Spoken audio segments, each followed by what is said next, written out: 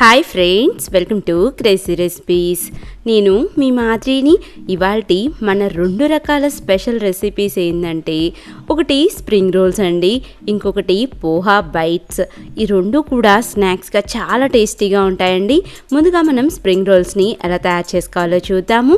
Stove మీద ఇలాంటి వెడల్పాటి బాండి పెట్టుకోండి. దాంట్లోకి 3 స్పూన్లు నూనెని వేసి దీంట్లోకి క్యాప్సికమ్, ఆనియన్ అలాగే క్యారెట్ని వేయాలి. ఉల్లిపాయని, క్యాప్సికమ్ని, క్యారెట్ని మూడింటిని కూడా ఇలాగ సన్నగా పొడుగ్గా తరుక్కోవాలండి. మనకి క్యారెట్ వేగటానికి కొంచెం సమయం పడుతుంది కాబట్టి ఎక్కువగా ముందుగా నేను క్యారెట్ని వేసి 2 నిమిషాల పాటు వేయించాను. తర్వాత క్యాప్సికమ్ని అలాగే సన్నగా పొడుగ్గా తరిగిన ఉల్లిపాయని కూడా వేసి ఇవన్నీ కూడా ఒకసారి బాగా కలిసేలాగా కలపాలి. 2 నిమిషాల పాటు వేగితే సరిపోతుందండి ఇవన్నీ కూడా.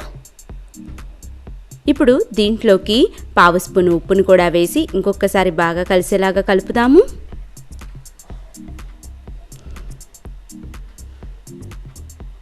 ఇప్పుడు దీని మీద మూత పెట్టేసేసి మీడియం ఫ్లేమ్లో 5 నిమిషాల పాటు ఉడికేలాగా చూద్దాము. లాస్ట్ అండ్ ఫైనల్ సన్నగా తరిగిన చిన్న ముక్క క్యాబేజ్ని కూడా వేసి ఇంకొకసారి మొత్తం అంతా కూడా బాగా కలిసేలాగా కలపాలి. క్యాబేజీ మనకి ఎక్కువ వేగాల్సిన అవసరం లేదు. చూసారా, మనకి మొత్తం ఉడకాల్సిన పని లేదండి. ఈ కూరగాయ ముక్కలు ఇలాగా లైట్గా ఫ్రై అయితే సరిపోతుంది. ఇప్పుడు దీంట్లోకి 1 స్పూను చిల్లీ సాస్ అలాగే 1 స్పూన్ రెడ్ చిల్లీ సాస్ని కూడా వేద్దాము. ఇలాగ chilli sauce, red chilli sauce 2 వేయటం వల్ల మనం చేసుకునే స్ప్రింగ్ రోల్స్ టేస్ట్ సూపర్గా ఉంటుందండి. ఇలాగా సాసెస్ అన్నీ కూడా బాగా కలిసేలాగా కలుపుకున్నాక లాస్ట్ అండ్ ఫైనల్ కచ్చపచ్చగా దంచుకున్న 4 మిరియాలని అలాగే 1/2 స్పూన్ కారాన్ని కూడా వేద్దాము. ఇక్కడ నేను ఉప్పు ఎందుకు వేయట్లేదా అనుకుంటున్నారా? ఆల్రెడీ మనకి సాసెస్లో ఉప్పు ఉంటుంది కాబట్టి ఇక్కడ నేను ఎక్స్ట్రా ఉప్పుని వేయట్లేదండి. ఇప్పుడు దాని మొత్తాన్ని కూడా ఒక పక్కకు పెట్టుకొని స్ప్రింగ్ రోల్స్ తయారు చేసుకుంటానికి వెడల్పాటి బౌల్లోకి 1 కప్పు మైదా పిండిని అలాగే 1/2 స్పూన్ ఉప్పుని తగినన్ని నీళ్ళని పోసుకుంటూ పిండి ముద్ద మొత్తాన్ని కూడా చపాతీలకి మనం ఎలాగైతే పిండిని కలుపుకుంటామో సేమ్ టు సేమ్ అదే కన్సిస్టెన్సీలోకి కలుపుకోవాలి. ఇలాగా కొంచెం కొంచెంగా మనం నీళ్ళని వేసుకుంటూ కలిపితే పిండి అంతా కూడా చాలా బాగా కలుస్తుందండి. ఇలాగా మొత్తం పిండి ముద్దని కూడా తయారు చేసుకుందాము. ఇక్కడ మీకు మైదా పిండి కనుక ఇష్టం లేకపోతే ఈ ప్లేస్లో మీరు గోధుమ పిండినైనా వాడచ్చు.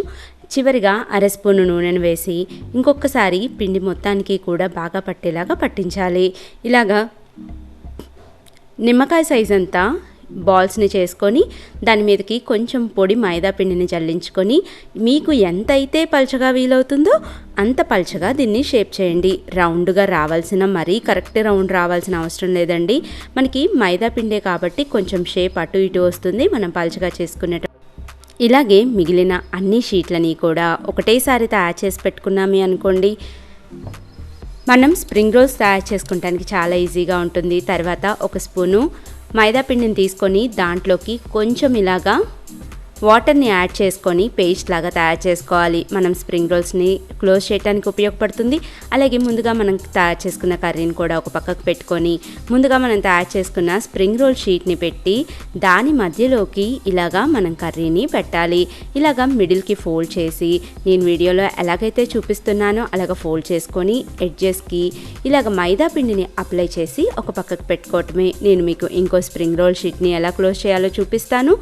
ఇలాగా 1 స్పూను మనం కర్రీని పెట్టుకోవాలి, హాఫ్కి ఫోల్డ్ చేయాలి. ఈ 2 ఎడ్జెస్ని కూడా ఇలాగ కలపాలి.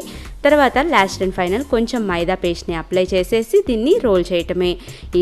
ఇదే ప్రాసెస్లోకి మిగిలిన అన్ని స్ప్రింగ్ రోల్ షీట్స్ని కూడా తయారు చేసుకుందాము. ఇవైతే చాలా అంటే చాలా టేస్టీగా ఉంటాయండి. మీకు రెస్టారెంట్లో తిన్న ఫీలింగ్ ఇంట్లోనే వస్తుంది. అంత ఈజీగా అంత టేస్టీగా మనం తయారు చేసుకోవచ్చు.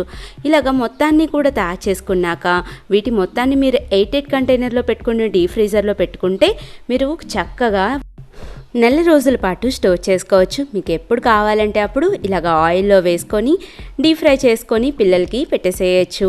చూసారా అండి, మనం ఫ్రోజన్ ఇంగ్రీడియంట్స్ ఏమీ వేయకుండా ఇంట్లోనే ఎంత ఈజీగా మనం ఈ స్ప్రింగ్ రోల్స్ని తయారు చేసుకోవచ్చు. ఇలాగా అన్ని వైపులకి టర్న్ చేసుకుంటూ మంచి గోల్డెన్ కలర్ అయ్యాక దీంట్లో ఉన్న ఎక్స్ట్రా ఆయిల్ మొత్తాన్ని కూడా తీసేసి వేరొక సర్వింగ్ ప్లేట్లోకి సర్వ్ చేసేసుకోవటమే. టేస్టీ టేస్టీ స్ప్రింగ్ రోల్స్ అయితే మనకి తయారైపోయినాయండి. నేనైతే ఒకటి కట్ చేసి చూపిస్తాను మీకు. పైనంత క్రిస్పీగా లోపల కర్రీ తగులుతూ మనకి ఎంత రుచిగా ఉందో చూడండి. దీంట్లోకి పిల్లలకి టమోటా సాస్ పెట్టించేసేయండి, చాలా ఇష్టంగా తింటారు. సో మన ఫస్ట్ వీడియో స్ప్రింగ్ రోల్స్ అయితే అయిపోయింది కదా. నెక్స్ట్ మనం పోహా బైట్స్ని ఎలా తయారు చేసుకోవాలో కూడా చూద్దాము. ఇప్పుడు మన ఇంట్లో ఉండే అటుకులతోటే చాలా ఈజీగా మనం బయట తిన్న రెస్టారెంట్లో బైట్స్ తింటూ ఉంటాం కదండి, పోహా బైట్స్ కానీ లేకపోతే వేరే వేరే బైట్స్, అంత ఈజీగానే ఇంట్లో ఉన్న వాటితోటే మనం చాలా క్రిస్పీగా టేస్టీగా తయారు చేసుకోవచ్చు. పోహా బైట్స్ తయారు చేసుకుంటానికి ముందుగా ఒక కప్పు అటుకుల్ని తీసుకోవాలి.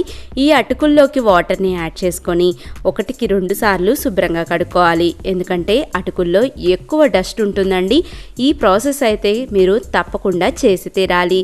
ఇలాగా 1కి 2 సార్లు బాగా కడుక్కొని దీంట్లో ఉన్న నీళ్లు మొత్తాన్ని కూడా తీసేసి మళ్ళీ అటుకులు మునిగేదాకా మనం వాటర్ని యాడ్ చేసేసి 10 నిమిషాల పాటు వదిలేయాలి. 10 నిమిషాల పాటు వదిలేస్తే అటుకులన్నీ కూడా మనకి మెత్తగా అయిపోతాయి.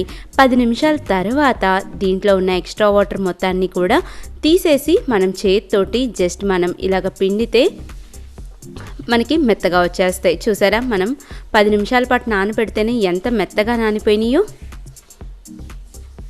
ఇలాగా వాటర్ మొత్తాన్ని కూడా ఒక జల్లెడ పెట్టుకొని కానీ లేదా మీరు చేతితో కానీ గట్టిగా అనేసేయచ్చండి. ఇప్పుడు దీని మొత్తాన్ని కూడా ఒక బౌల్లోకి వేసుకొని ఇలాగా చేత్తోటి నలుపుతూ మొత్తాన్ని కూడా ఒక దగ్గరికి వచ్చేలాగా చూడాలి, అంటే పిండి ముద్దలాగా చేసుకోవాలి. ఇప్పుడు దీంట్లోకి ఒక బంగాళదుంపని ముందుగానే ఉడకపెట్టుకోవాలండి. ఈ ఉడికిన బంగాళదుంప మొత్తాన్ని కూడా నేను ఇలాగ తురుము పడుతున్నాను, ఎందుకంటే దీంట్లో ఉన్న గడ్డలు ఎక్కడా రాకూడదని చెప్పని నేను తురుము పడుతున్నాను. అలాగే దీంట్లోకి 2 స్పూన్లు బియ్యం పిండిని కానీ లేదా కార్న్ఫ్లోర్ పౌడర్ని కానీ వేసుకోవచ్చు. మీ దగ్గర ఏది అవైలబిలిటీలో ఉంటే దాన్ని వేసుకోండి. అలాగే 1 స్పూన్ చిల్లీ ఫ్లేక్స్, 1/2 స్పూను ఉప్పుని, అలాగే 1/2 స్పూను చాట్ మసాలా పౌడర్ని కూడా వేద్దాము. చాట్ మసాలా పౌడర్ వల్ల చట్పటా టేస్ట్ సూపర్గా వస్తుంది. మీ దగ్గర చాట్ మసాలా లేదే అనుకోండి, ఆ ప్లేస్లో మీరు గరం మసాలా పొడిని వేసుకోండి. ఇప్పుడు దీంట్లోకి ముందుగా అస్సలకి నీళ్ళని యాడ్ చేయొద్దండి, ఎందుకంటే అటుకుల్లో ఉన్న తేమ, బంగాళదుంపలో ఉన్న తేమే మనకి ఇలాగ పిండి ముద్ద తయారు చేసుకుంటానికి సరిపోతుంది. ఇలాగా మొత్తాన్ని కూడా బాగా కలిసేలాగా కలుపుకున్నాక చపాతీ పీటని ఒకదాన్ని తీసుకోండి. ఇలాగ చపాతీ పీట మీదకి కొంచెం నూనెని అప్లై చేసేసి ముందుగా మనం తయారు చేసుకున్న ఈ అటుకుల మిక్చర్ ఉంది కదండి, దీన్ని మళ్ళీ చేతికి కొంచెం నూనెను రాసుకొని ఇలాగ సన్నగా పొడుగ్గా తయారు చేసుకోండి. ఇలాగ చేసుకోవటం వల్ల మనకి నగ్గెట్ షేప్ అనేది ఈజీగా వస్తుంది. మనం ఈ స్నాక్స్ని కూడా నెల రోజుల దాకా ఫ్రిడ్జ్లో పెట్టుకుంటే ఎప్పుడు కావాలంటే పిల్లలకి అప్పుడు వేడివేడిగా వేయించి ఇచ్చేసేయచ్చండి. ఇలాగ చిన్న చిన్న బైట్స్ లాగా కట్ చేసుకున్నాక ఎడ్జెస్ని ఇలాగ ట్యాప్ చేస్తే మొత్తం అంతా కూడా క్లోజ్ అయిపోతుంది. వీటన్నిటిని కూడా ఒక ప్లేట్లోకి పక్కన పెట్టుకుందాము. చూసారా ఎంత ఈజీగా 2 కూడా ఇంట్లో ఉండే వాటితోటే మనం తయారు చేసుకోవచ్చు. ఇలాగా మొత్తాన్ని కూడా ట్యాప్ చేస్తూ ఉంటే మనకి ఎయిర్ గ్యాప్స్ అనేవి లేకుండా ఫిల్ అవుతూ ఉంటాయి. కానీ ఏ డీప్ ఫ్రై చేసేటప్పుడైనా మీరు ఒక పాయింట్ తప్పకుండా గుర్తుపెట్టుకోవాలండి, మీ చేతులకి అస్సలకి నీళ్ల తడి అనేది లేకుండా చూసుకోండి. నీళ్ల తడి ఉంటే నూనెలో వేయంగానే చిట్పటామంటాయి. ఇలాగా మొత్తాన్ని కూడా ప్లేట్లోకి పెట్టేసుకుందాము. ఇప్పుడు స్టవ్ మీద డీప్ ఫ్రైకి సరిపడా ఆయిల్ని పెట్టుకొని నూనెంతా కూడా బాగా వేడయ్యేలాగా చూడాలి. నూనె వేడయ్యాక ముందుగా మనం తయారు చేసుకున్న ఈ బైట్స్ని ఒక్కొక్కటిగా నెమ్మదిగా వేయాలి. ఇప్పుడు ఒకటేసారి కదపకుండా 2 నిమిషాలు ఆగాక ఈ బైట్స్ మొత్తాన్ని ఇలాగ తిప్పుకుంటూ అన్ని వైపులా కూడా మంచి గోల్డెన్ కలర్ అయ్యేలాగా ఫ్రై చేద్దాము. మీరు ఎప్పుడైనా గుర్తుపెట్టుకోండి, ఏ డీప్ ఫ్రై ఐటమ్ అయినా కూడా మనం వెయ్యంగానే అన్ని వైపులకు కూడా అస్సలు తిప్పకూడదు. కొంచెం ఒక 2 నిమిషాలు అయ్యాక మనం ఇలాగ అన్ని వైపులకి తిప్పుకుంటూ మంచి గోల్డెన్ కలర్ అయ్యేదాకా ఫ్రై చేసుకొని మరొక సర్వింగ్ ప్లేట్లోకి సర్వ్ అవుట్ చేసుకోవటమే. చూసారా ఎంత ఈజీగా మనం అటుకులతోటి తయారు చేసుకోవచ్చు. తప్పకుండా మీరు ఈ 2 రెసిపీలని ట్రై చేయండి. మీ ఇంట్లో అందరికీ కూడా బాగా నచ్చుతుంది. పిల్లలకైతే టమోటా సాస్ పెట్టించేసేయండి. ఇవైతే సూపర్ క్రిస్పీగా టేస్టీగా ఉన్నాయి. నా వీడియో మీకు నచ్చిందని అనుకుంటున్నాను. నచ్చినట్లయితే ఒక లైక్ చేయండి. మీ ఫ్రెండ్స్ తోటి, ఫ్యామిలీ మెంబర్స్ తోటి షేర్ చేసుకోండి. అలాగే ఇలాంటి మరిన్ని లేటెస్ట్ వీడియోస్ కోసం మన ఛానల్ని సబ్స్క్రైబ్ చేయండి. పక్కనున్న గంట సింబల్ని కూడా యాక్టివేట్ చేయండి. Thank you. Bye bye. ఒక్క చుక్క పాలు కూడా లేకుండా ఇంటికి వచ్చిన చుట్టాలకి చిటికెలో టీ తయారు చేసి ఇవ్వచ్చండి. మన ఇంటికి అప్పుడప్పుడు గెస్ట్లు వస్తూ ఉంటారు. టీ చేయటానికి ఇంట్లో చుక్క పాలు కూడా ఉండవు. వెంటనే ఏం చేయాలో అర్థం కాదు కదా. ఒక్క చుక్క పాలు కూడా లేకుండా ఇవాళ చిక్కటి టీని మనం పెట్టి చూపిస్తాను. అసలుకి ఎంత బాగా యూజ్ అవుతుందంటే మీకు ఈ వీడియో చాలా బాగా యూజ్ అవుతుంది. మామూలు టీ కన్నా ఈ టీ రుచి ఇంకొంచెం ఎక్కువగానే ఉంటుంది. ఇవాళ మనం ఈ టీని ఎలా తయారు చేసుకోవాలో చూద్దాము. ముందుగా అల్లం టీ పెట్టుకుందామండి. దానికోసమని చిన్న ముక్క అల్లాన్ని తీసుకొని పైన ఉన్న పొట్టు మొత్తాన్ని కూడా తీసేశాను. అల్లాన్ని చక్కగా 2 నిమిషాల పాటు ఇలాగా దంచుకోండి. ఇప్పుడు దీంట్లోకి ఒక 2 యాలకుల్ని కూడా వేసి యాలకుల్ని కూడా దంచుదాము. యాలకులు అల్లము కలిపిన చాయ్ పెట్టివ్వండి. చుట్టాలు చాలా ఇష్టంగా తాగుతారు. చుట్టాలకే కాదండి, అప్పుడప్పుడు మన ఇంట్లో పాలు అయిపోయినప్పుడు కూడా ఈ చిట్కాని వాడచ్చు. ముందుగా వెడల్పాటి గిన్నెను పెట్టుకోండి. దీంట్లోకి ఇక్కడ నేను 1 గ్లాసు నీళ్ళని యాడ్ చేస్తున్నాను. ఇక్కడ మీరు ఏ బ్రాండ్ టీ పౌడర్నైనా యూజ్ చేయొచ్చు. ఇక్కడ నేను 1 స్పూను అంటే టేబుల్ స్పూన్ అండి, టీ స్పూన్ కాదు, ఒక పెద్ద స్పూను టీ పౌడర్ని వేస్తున్నాను. అలాగే ముందుగా మనం దంచిన యాలకులు, అల్లాన్ని కూడా యాడ్ చేస్తున్నాను. లో ఫ్లేమ్లో పెట్టి మనం పోసిన నీళ్లు ఉన్నాయి కదండి, అవి ఒక 3 పొంగులు వచ్చేదాకా ఈ టీ డికాషన్లో మరిగేలాగా చూసుకోవాలండి. ఎప్పుడైనా గుర్తుపెట్టుకోండి, టీ పెట్టేటప్పుడు టీ ఎంతైతే తీసుకుంటామో పాలు కూడా అంతే తీసుకోవాలి. ఇక్కడ నేను పాలకి రీప్లేస్మెంట్గా మిల్క్ పౌడర్ని వాడుతున్నాను.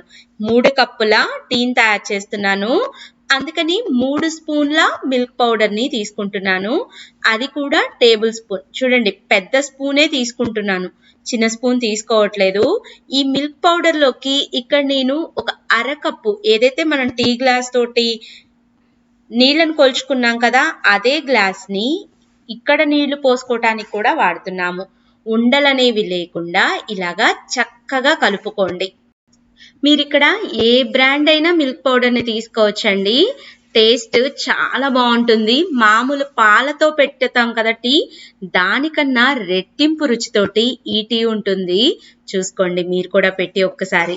ఇలాగా మొత్తం కలిపి పెట్టుకున్నాం కదా, ఈలోపు మనకి చక్కగా ఈ డికాషన్ అంతా కూడా మరిగిపోయినాయి.